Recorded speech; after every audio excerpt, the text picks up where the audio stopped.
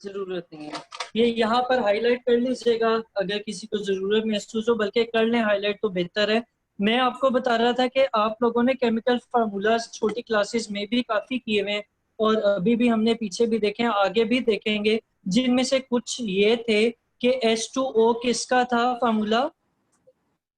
एक H2 छोटा, O बड़ा, इसी तरह N बड़ा, A छोटा, ये सोडियम, और साथ Cl क्लोरीन। इसी तरह CH4 एक चीज होती है जिसको हम मेथेन कहते हैं। इसी तरह आप ग्लूकोज का लिखना चाहें तो C6H12 और O6। ठीक है, ये कुछ मैंने क्या लिखे हैं, केमिकल फार्मूलाज लिखे हैं। ये सारे मैं इसलिए लिख रहा हूँ कि मैं आपको ये बताना चाह रहा था कि एक केमिकल फार्मूला में आपके दो चीजें आ रही होती हैं। एक एलिमेंट का सिंबल आ रहा होगा, और उसके साथ जो दूसरी चीज आ रही होती है वो न्यूमेरिकल सबस्क्रिप्ट आ रहा होता है। ठीक है, न्यूमेरिकल सबस्क्रिप्ट के न्यूमेरिकल नंबर्स को कहा जाता है, और सबस्क्रिप्ट, अब अच्छा, अब दो चीजें हैं, एक लफ्ज होता है सबस्क्रिप्ट और एक होता है सुपरस्क्रिप्ट। ये दो क्या चीजें होती हैं कि अगर आपके यहाँ पे, मैं सिर्फ एग्जांपल के लिए लिख रहा हूँ, ये अभी मिटा भी दूंगा, अगर लिखा हुआ है ए और ऊपर लिखा हुआ है एक्स और यहाँ पाँव में लिखा हुआ है एन, तो ये जो एक्स है ये सुपरस्क्रिप्ट कहलाता है, और जो ये पैरों में छोटा लिखा हुआ है इसको सबस्क्रिप्ट कहा जाता है। ठीक है, एमन हुसैन, पता चला? जी। अच्छा, तो अब हमने क्या करना है, अभी हमने जो डेफिनेशन देखी है उसके मुताबिक क्या होगा कि कोई भी केमिकल फार्मूला जो है उसके दो हिस्से होंगे। दो हिस्से कौन से होंगे कि एक उसमें एलिमेंट का सिंबल आ रहा होगा, और दूसरा उसमें न्यूमेरिकल सबस्क्रिप्ट आ रहा होगा। एलिमेंट का सिंबल हमें क्या बताता है? एलिमेंट का सिंबल हमें बताता है कि इसमें कौन सा टाइप ऑफ एटम है या कौन सा टाइप ऑफ एलिमेंट है। सही है। और जो सबस्क्रिप्ट होता है वो क्या बताता है? वो ये बताता है कि किस एलिमेंट के या जो टाइप है उसके कितने एटम्स इस कंपाउंड में मौजूद होंगे। जैसे आप H2O की बात करें तो इसमें सबस्क्रिप्ट क्या है? H का 2 है। तो इसका क्या मतलब है कि जब हाइड्रोजन के दो एटम और ऑक्सीजन का एक एटम मिलता है तो वो क्या बनाता है? H2O बनाता है। सही है, ठीक है हमनास। अच्छा, इसी तरह अगर आप CH4 की बात करते हैं तो हाइड्रोजन के नीचे क्या लिखा हुआ है? 4 लिखा हुआ है। C के नीचे कुछ नहीं है, यानी 1। यानी कार्बन का एक एटम और हाइड्रोजन के कितने एटम? 4 एटम मिले तो क्या बनाएगा? एक मॉलिक्यूल बनाएगा, किसका? CH4 का। इसी तरह आगे मेरे से ये H मिट गया, लेकिन C6H12 और O6 था यहाँ पर जो मेरे से मिट गया। तो इसका क्या मतलब है कि कार्बन के कितने एटम? 6 एटम, हाइड्रोजन के 12 एटम और ऑक्सीजन के 6 एटम मिलके एक मॉलिक्यूल बनाते हैं, किसका? ग्लूकोज का या शुगर का। सही है। ठीक है। अच्छा, अब आ जाते हैं वापस किस पे? एम्पेरिकल फार्मूला और मॉलिक्यूलर फार्मूला पे। मॉलिक्यूलर और एम्पेरिकल फार्मूला ये दोनों होते केमिकल फार्मूला ही हैं, लेकिन उसमें फर्क होता है किस चीज का? कि जो आपका एम्पेरिकल फार्मूला है उसमें आपने जो नीचे सबस्क्रिप्ट है उसकी simplest whole number ratio use कर रहे होते हैं। ठीक है, यानी जो उनकी सेम टेबल पे कटिंग वगैरह होती होगी वो करके फिर लिखा जाएगा। अभी एक दो एग्जांपल्स करता हूँ, आपको क्लियर भी हो जाएगा। और जो मॉलिक्यूलर फार्मूला है उसमें आप क्या लिखते हैं? आप उसमें होल नंबर रेशो लिखते हैं एटम्स की। सही है, sorry, actual whole number ratio लिखते हैं एटम्स की। सही है। ठीक है। इन दोनों में difference क्या है कि एम्पेरिकल सिंपलेस्ट आएगी, और जो मॉलिक्यूलर है इसमें होल नंबर रेशो आएगी। जो मैं आपको कह रहा था ना कि आपने अभी टेबल बनाना है, वो टेबल किस तरह बनाना है कि आपके सामने पेज होगा, आप उसके ऊपर यूं 3 लाइनें लगाएं, कम अज कम 4 लगा लें, बल्कि रुके मैं ये क्लियर करता हूँ, दोबारा करता हूँ। एक दो छोटी कर लें और ये दो थोड़ी सी बड़ी कर लें। सही है। और आखिरी वाले दो कॉलम्स को आपने मजीद दो में डिवाइड कर देना है।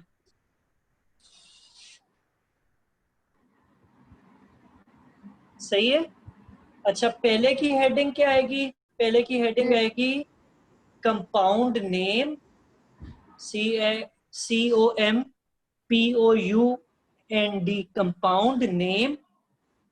फिर आएगा कंपाउंड या केमिकल फार्मूला। फिर क्या आएगा? Chemical formula. यहाँ इसके टॉप पे फिर आएगा केमिकल फार्मूला। फिर ये जो दो बड़े खाने बनाए होंगे, इनके ऊपर एक के ऊपर लिखेंगे कंपाउंड। लिखना नहीं समझ आ रही? क्या नहीं समझ आ रही? टेबल सामने बना हुआ है, 4 कॉलम बनाने हैं और आखिरी वाले के 2 हिस्से कर देने हैं। नए पेज पे बनाए और यूं कटिंग ना, पेज गंदा ना किया करें।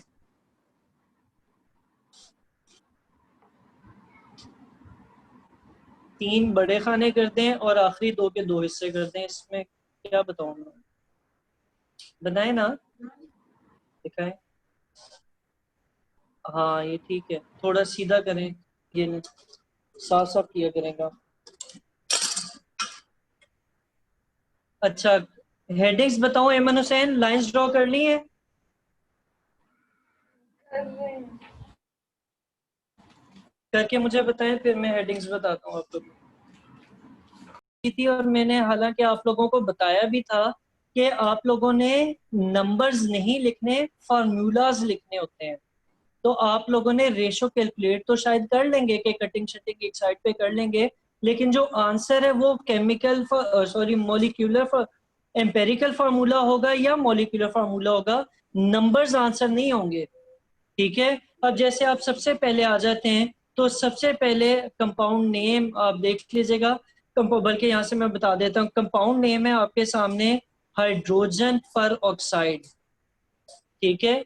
इसका जो एक्चुअल केमिकल फार्मूला है वो क्या है? वो है HO। ठीक है। फिर अगला कॉलम क्या था? Empirical formula. एम्पेरिकल फार्मूला निकालने केमिकल के था। लिए, एम्पेरिकल फार्मूला लिखने के लिए पेंसिल से एम्पेरिकल फार्मूला वाली लाइन की के वाले कॉलम में लिखें। H के नीचे क्या है? 1 रेशो। O के नीचे क्या है? 1। तो इसको मजीद कटिंग नहीं की जा सकती ना? 1 और 1 की मजीद कटिंग की जा सकती है? नहीं की जा सकती। नहीं। तो एम्पेरिकल फार्मूला भी क्या बन जाएगा? HO ही बन जाएगा। ठीक है। ठीक है। और इसी तरह जब आप करेंगे मॉलिक्यूलर फार्मूला, तो मॉलिक्यूलर फार्मूला और केमिकल फार्मूला सेम ही होगा, क्योंकि हमने मॉलिक्यूलर फार्मूले में कहा था कि ये एक्चुअल होल नंबर रेशो ही होती है, तो वहां पर HO ही लिख दें। सही है। ठीक है। अच्छा, अब चलते हैं दूसरे पे। दूसरा है आपका ग्लूकोज। ग्लूकोज का नाम तो आपने लिख लिया होगा, GLUCOSE, ग्लूको, GLUCOSE, ग्लूकोज। फार्मूला क्या आएगा इसका? फार्मूला मैं लिख रहा हूं, देख लीजिएगा। C6H12O6। ठीक है। ये सब आप पेन से लिख रहे हैं, है ना? हाँ जी। अच्छा, ये आ गया क्या? Chemical formula. अब केमिकल फार्मूला जो है वही क्या है? Molecular formula. तो आखिरी कॉलम में मॉलिक्यूलर फार्मूला में भी यही लिख दें। C6H12। हाँ, सब ठीक है। ठीक है मनु हुसैन। अच्छा, अब पेंसिल उठाएं, लेड पेंसिल जिसे कहा जाता है, और 6, 12 और 6 ये किसी सेम नंबर पे कटिंग होती है इनकी? किस पे होती है? होती है होती है अस्तगफिरुल्लाह, किसी बड़े नंबर का पूछ रहा हूँ जिससे सारे एक ही दफा कट जाए ना। 6 पे HCF जिसे कहा जाता है। 6 1 जा 6, 6 2 जा 12 और 6 1 जा 6। अब क्या बन गई रेशो? 1 2 और 1 बन गई। यही बनी है ना। तो आपका एम्पेरिकल फार्मूला क्या बनेगा? आपका एम्पेरिकल फार्मूला बनेगा C के साथ 1 लिखने की जरूरत नहीं होती, H के साथ 2 और O के साथ 1 जो लिखने की जरूरत नहीं होती। ये आपका एम्पेरिकल फार्मूला है। मैं फिर बता रहा हूँ, एम्पेरिकल फार्मूला इस तरह केमिकल फार्मूला से मिलता जुलता होगा, नंबर्स नहीं होंगे। आप लोग नंबर्स लिख देते हैं, गलती करते हैं। सही है? जी सही है। ठीक है। अच्छा, अब चलते हैं एक और की तरफ, और अब आ जाए नीचे। अच्छा, ऊपर हम लोगों ने ना हाइड्रोजन पर ऑक्साइड में HO लिखा था, वो HO नहीं था, एक्चुअल जो था केमिकल फार्मूला वो था H2O2।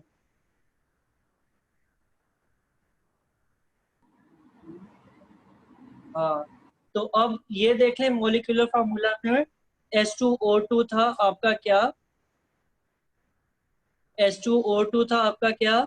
एक्चुअल H2O2 था हाइड्रोजन पेरोक्साइड का मॉलिक्यूलर फार्मूला, यही था ना। और ग्लूकोज का मैंने आपको लिखवाया क्या था, वो C6H12O6। सही है? ठीक है। अच्छा, फिर आगे चलते हैं और एक और लिखें, बेंजीन। ये मुंह उठाएं थोड़ा सा और ऊपर करें, उधर देखें। बेंजीन। अच्छा, इसका मॉलिक्यूलर या केमिकल फार्मूला क्या होगा? C6H6। और 6 और 6 की क्योंकि पूरी कटिंग हो जाती है, इसका एम्पेरिकल फार्मूला क्या बनेगा? H। CH। सही है? सही है। इसी तरह आप लोग केमिकल फार्मूला, मॉलिक्यूलर फार्मूला, यही टेबल कंप्लीट करें वाटर के लिए, और यही टेबल कंप्लीट करें कार्बन डाइऑक्साइड के लिए, और मुझे बताएं। किसका और किसका? कार्बन डाइऑक्साइड और वाटर। ठीक है। जैसे अभी आप लोगों ने ऊपर टेबल कंप्लीट किया, उसी तरह अब वाटर और कार्बन डाइऑक्साइड लिख लिए थे, अमोनिया का भी लिखें केमिकल और एम्पेरिकल फार्मूला। इसी तरह सल्फर डाइऑक्साइड का भी लिखें और मीथेन का भी लिखें। सही है? और ये जब आप लिख लेंगे, ये ठीक है। टेबल अभी हमारा ना, और ये टेबल हमारा और भी बढ़ता रहेगा, साथ साथ चलता रहेगा। एक चीज आपको और मैं यहाँ पे बताना चलूंगा कि इस टेबल के नीचे मुख्तलिफ कलर से या किसी ऐसे बोल्ड में लिख लें, हाईलाइट करके आपने एक लाइन लिख लेनी है कि काफी ज्यादा ऐसे कंपाउंड्स हैं जिनमें एम्पेरिकल और मॉलिक्यूलर फार्मूला सेम भी हो सकता है। ठीक है, लाजमी नहीं है कि दोनों डिफरेंट ही आएंगे। अभी आपने ऊपर देखें कितने ढेर सारे लिखे हैं, जिसमें सल्फर डाइऑक्साइड था, मीथेन था, अमोनिया था, कार्बन डाइऑक्साइड था, वाटर था, CH4 था, और ये 4-5 थे जिनमें एम्पेरिकल फार्मूला और मॉलिक्यूलर फार्मूला क्या थे? सेम थे। तो ये सेम भी होते हैं और अक्सर सेम ही होते हैं। ठीक है जी। अच्छा, ये टेबल हमारा मैंने अभी बताया कि अभी साथ साथ हमारा कंप्लीट होता रहेगा। अब आप लोग ये असेसमेंट का क्वेश्चन लिखें। अच्छा, ये अब आप लोगों की एक सेल्फ असेसमेंट है सामने हुई हुई। वो क्या कह रहे हैं? वो कह रहे हैं कि एम्पेरिकल फार्मूला लिखें इन कंपाउंड का जो नीचे दिए हुए हैं, और इसमें जो रेशो दी हुई है ना, ये कार्बन और हाइड्रोजन के दरमियान दी हुई है। यानी पहली वाली वैल्यूज किसकी हैं? पहली वाली वैल्यूज कार्बन की हैं और बाद वाली हाइड्रोजन की हैं। सही है? ठीक है। सही है। अच्छा, अब हम क्या करने लगे हैं, इसके हमने एम्पेरिकल फार्मूला लिखने हैं। यानी ये जो रेशो दी हुई है ये सिंपलेस्ट फॉर्म में होगी, तो फिर हम इसका क्या लिख सकेंगे? एम्पेरिकल फार्मूला लिख सकेंगे। अब मुझे ये बताएं, 1:4 सिंपलेस्ट फॉर्म है या एक्चुअल है? एक्चुअल को छोड़ देते हैं, हम लिख बोलते हैं कि ये सिंपलेस्ट है या इसे सिंप्लीफाई किया जा सकता है मजीद? सिंपलेस्ट है। सिंपलेस्ट है। तो फिर कैसे किया जा सकता है? साजिद ने बड़े जोर से बोला कि किया जा सकता है। 1:4 को तो क्या सिंप्लीफाई करोगे? किस सेम टेबल पे दोनों कटेंगे? हाँ, अच्छा अभी काटा चाह रहे हैं, 1 2 के टेबल में डिवाइड हो जाता है? मैं नहीं कर सकता, ये सिंपली सिंपलेस्ट फॉर्म में है। तो ये क्या आ जाएगा इसका, आपने क्या लिखना था, एम्पेरिकल फार्मूला CH4। ठीक है, ठीक है। अच्छा फिर दूसरे को देखते हैं, दूसरे में क्या है, रेशो जो यहाँ पे नजर आ रही है वो क्या है, 2:6 है। ये दोनों किस सेम टेबल पे जाते हैं, 2 पे, 2 1 जा 2 और ये 6 कट होगा तो 3 आ जाएगा। अब आपके पास सिंपलेस्ट रेशो क्या बनी, 1:3। और इसका जब आप क्या लिखेंगे, एम्पेरिकल फार्मूला लिखेंगे तो क्या बनेगा, C1 और H3। ठीक है, ठीक है। अच्छा इसी तरह इससे आगे वाले को देखते हैं। तो वो क्या दिया हुआ है, वो दिया हुआ है 2 और 2। ये किस सेम टेबल पे जाएंगे, ये दोनों भी 2 1 जा 2 और ये वाला भी 2 1 जा 2। ये क्या रेशो बनी, ये बनी आपकी सिंपलेस्ट रेशो 1:1 बनी। और एम्पेरिकल फार्मूला क्या बनेगा, CH। सही है, सही है। ठीक है। इसी तरीके से लास्ट वाले को 6 और 6 को देखें। तो 6 और 6 जो है, ये 6 1 जा 6, ये भी 6 1 जा 6। और इसको जब हम एम्पेरिकल फार्मूला लिखेंगे तो क्या आएगा, CH। ठीक है, ठीक है। चलें ये भी हमारा हो गया। अब हम आगे चलते हैं अगले पेज पे, वहाँ पे कुछ और असेसमेंट्स हैं, उनको सॉल्व करने की कोशिश करते हैं। और वो पहले आगे जी, ये वाली एस्पिरिन वाली, ये आप लोगों को फिलहाल लिखने की ज़रूरत नहीं है, मैं इसे सॉल्व कर देता हूँ और फिर आप लोगों ने प्रॉपर इंग्लिश लिख के हेडिंग्स डाल के इसको सॉल्व करना है। अब ये क्या है कि इन्होंने दिया हुआ है कि एस्पिरिन एक पेन किलर है, डिस्प्रिन के अंदर एस्पिरिन ही होता है। और अगर आप उसकी कॉम्पोजिशन देखें तो उसमें 9 कार्बन एटम्स होते हैं, 8 क्या होते हैं, 8 हाइड्रोजन एटम्स होते हैं, और 4 क्या होते हैं, 4 ऑक्सीजन एटम्स होते हैं। हमने इसका क्या लिखना है, एम्पेरिकल फार्मूला भी लिखना है और मॉलिक्यूलर फार्मूला भी लिखना है। ठीक है, तो हम क्या करने लगे हैं, पहले तो इनकी रेशोज को जो दी हुई है एक्चुअल, इसको एक साइड पर लिख लेते हैं, इसे सॉल्यूशन का हिस्सा नहीं बना रहा। अगर सॉल्यूशन में आप लिख भी रहे हैं तो बिल्कुल कोने पे छोटा करके, जैसे मैथ्स में रफ वर्क करते हैं उस तरह करके लिखें। क्या रेशोज आएंगी वो, कार्बन पहले C है, कार्बन है, फिर क्या है, हाइड्रोजन है, फिर ऑक्सीजन। क्या रेशो दी हुई एक्चुअल, 9 और 8 और 4। ठीक है, ठीक है। अच्छा ये क्या है, ये एक्चुअल रेशोज है। एक्चुअल रेशोज से क्या बनेगा हमारे पास, ये एक्चुअल रेशो से हम क्या चीज बनाते हैं, मॉलिक्यूलर फार्मूला बनाते हैं या एम्पेरिकल बनाते हैं, एम्पेरिकल नहीं मॉलिक्यूलर। बनाते, एक्चुअल से मॉलिक्यूलर फार्मूला बनता है। तो वो क्या बनेगा, मॉलिक्यूलर फार्मूला बनेगा C9H8 और 4। और O4। सही है, ठीक है। अच्छा मुझे बताएं 984 की मजीद कटिंग हो सकती है, नहीं। मैं भी नहीं कर सकता, आपस की बात है। तो फिर इसका मॉलि एम्पेरिकल फार्मूला भी क्या बनेगा, वो भी सेम ही होगा, C9H8 और O4। सही है, ठीक है।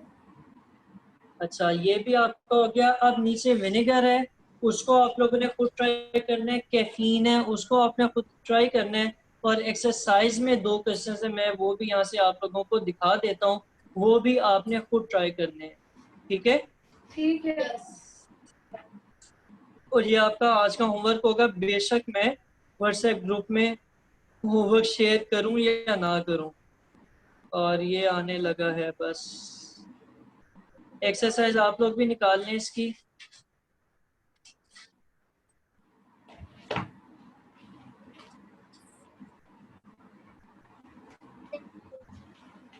ये TNT वाला, उससे ऊपर वाला क्वेश्चन नंबर 9 10 11